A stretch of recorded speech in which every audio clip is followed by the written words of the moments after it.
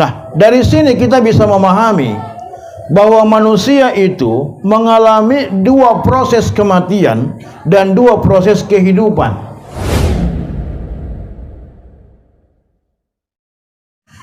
Bapak Ibu sekalian yang dirahmati Allah Subhanahu wa taala, berbicara tentang kematian dan tentang kehidupan, dua hal ini adalah perkara yang misteri. Kenapa saya katakan misterius? Karena ini merupakan milik Allah Subhanahu wa taala.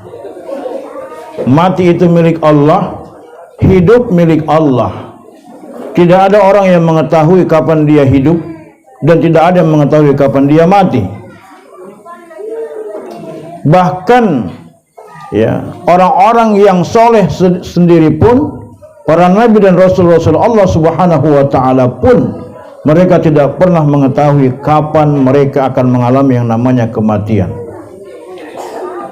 Ini menjadi rahasia Allah Subhanahu wa taala. Kematian itu milik Allah, demikian juga kehidupan. Sebagaimana Allah Subhanahu wa taala menyatakan, "Allazi khalaqal mauta wal hayata liyabluwakum ayyukum ahsanu amala wa huwal azizul ghafur." Dan dialah allazi, dialah yang khalaqal mauta, yang telah menciptakan kematian, wal hayata, dan kehidupan, untuk liyabluwakum ayyukum ahsanu amala, untuk menguji di antara kalian siapa di antara kalian yang terbaik amalannya. Jadi di sini Allah menyatakan dialah yang menciptakan khalaqal mauta wal hayata, yang menciptakan kematian dan kehidupan. Berarti memang kematian dan kehidupan ini adalah milik Allah Subhanahu wa taala. Maka sikap kita ketika kita hidup, punya kehidupan ini, masih ada nyawa dalam diri kita, kita sikapi kehidupan kita sebagaimana tukang parkir bersikap. Bagaimana Pak tukang parkir bersikap? Tukang parkir itu semewah apapun kendaraan yang dia jaga, semahal apapun motor mobil yang dia jaga, tidak pernah merasa bangga dan merasa memiliki.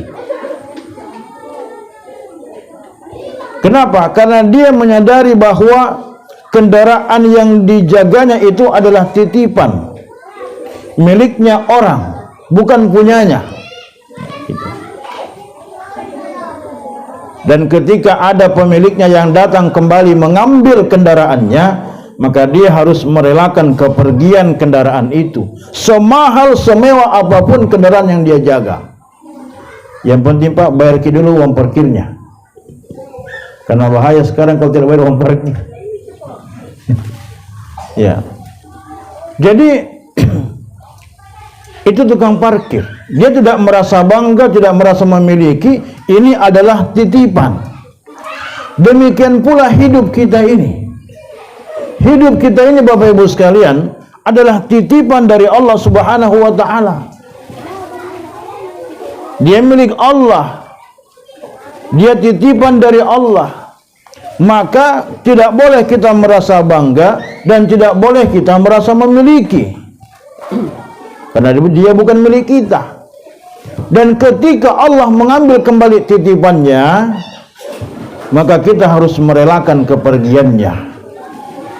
Oleh karena itu kami menyampaikan kepada keluarga yang ditinggalkan dengan kepergian almarhumah Ibu Norma binti Manggasingi ini, mari kita relakan kepergiannya, karena memang hidup daripada beliau bukanlah milik beliau dan juga bukan milik kita. Itu hanya titipan, di mana kita pun akan mengalami persoalan yang sama nantinya. Itu. Bapak Ibu sekalian yang dirahmati Allah Subhanahu wa taala. Nah, ini ada satu yang menarik. Ketika Allah Subhanahu wa taala berbicara tentang hidup dan mati, seperti ayat tadi Allazi khalaqal mauta wal hayata. Dialah yang telah menciptakan kematian dan kehidupan. Ketika Allah berbicara tentang hidup dan mati, Allah selalu saja mendahulukan kata mati baru hidup, Pak. Ya. Coba kita teliti dalam Al-Quran, ketika Allah Subhanahu wa Ta'ala berbicara tentang persoalan hidup dan mati, selalu mati dulu baru hidup. Allah menyatakan allazi khalaqal mauta wal hayata, bukan allazi khalaqal hayata wal mauta. Ini. Apa rahasianya? Para ulama memberikan penjelasan bahwa sesungguhnya manusia itu memang awalnya mereka mati. Dan itu dijelaskan oleh Allah Subhanahu wa Ta'ala di dalam surat Al-Baqarah ayat 28. Kaifa takfuruna billahi wa kuntum amwatan fa ahyaakum thumma yumitukum thumma yuhyikum thumma ilaihi turja'un. Ya, gitu. Kenapa kamu ingkar kepada Allah? Kaifa takfuruna billah, ya, wa kuntum amwatan fa ahyaakum. Padahal dulu kalian itu aku matikan, kamu dulunya mati, kemudian aku hidupkan. Ya. Kemudian kami hidupkan kembali, kami matikan kembali, dan kami hidupkan kembali, lalu kami kembalikan. Itu. Nah, dari sini kita bisa memahami bahwa manusia itu mengalami dua proses kematian dan dua proses kehidupan. Kematian yang pertama sebelum ditiupkan ruh ke dalam dirinya di alam sana, ya, dia masih mati. Dan kita semua yang hadir di sini telah mengalami proses tahap yang pertama itu. Kemudian kita lahir di dunia ini, yang dilahirkan oleh ibu kita semua, maka itu adalah proses kehidupan yang pertama. Kemudian ketika kita dimatikan di dunia ini, maka itulah tahap kematian yang kedua. Sebagaimana yang telah ditempuh dan yang menimpa almarhumah Ibu Norma binti Manggasingi ini. Beliau sudah mengalami proses, ya, kematian yang pertama, kehidupan yang pertama, dan kematian yang kedua. Tinggal satu proses lagi, yaitu kehidupan yang kedua, dan itu terjadi ketika hari kiamat tiba, di mana nanti manusia akan dibangkitkan kembali. Yang sudah mati akan dibangkitkan kembali, dihidupkan kembali. Ya, makanya disebut dengan yaumul ba'ts, hari kebangkitan. Dan pada saat itulah kemudian manusia akan diminta pertanggungjawaban, maka disebut dengan yaumul hisab. Ya, diminta pertanggungjawaban nanti. Ya. Nah, dan setelah kehidupan yang kedua itu, maka tidak ada lagi, Pak, yang namanya kematian yang berikutnya, tidak ada kehidupan berikutnya. Itu ada fase yang terakhir, dan itu selama-lamanya. Dan kehidupan di dunia ini akan sangat menentukan bagaimana kedudukannya nanti di akhirat, apakah dia bahagia selama-lamanya atau sengsara selama-lamanya.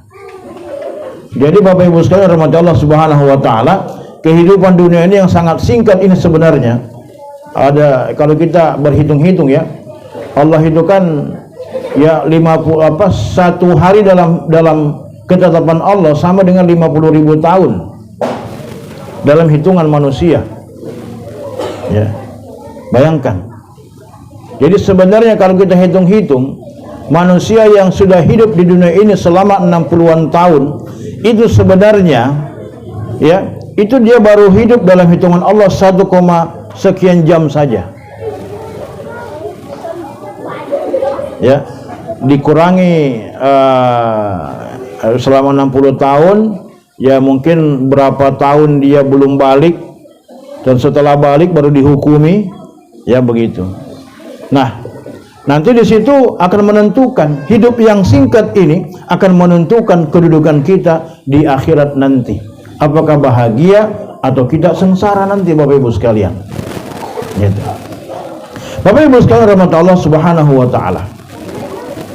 Nah, oleh karena itu ya, maka kita menyikapinya tadi seperti tukang parkir menyikapinya, tidak merasa bangga dan tidak merasa memiliki.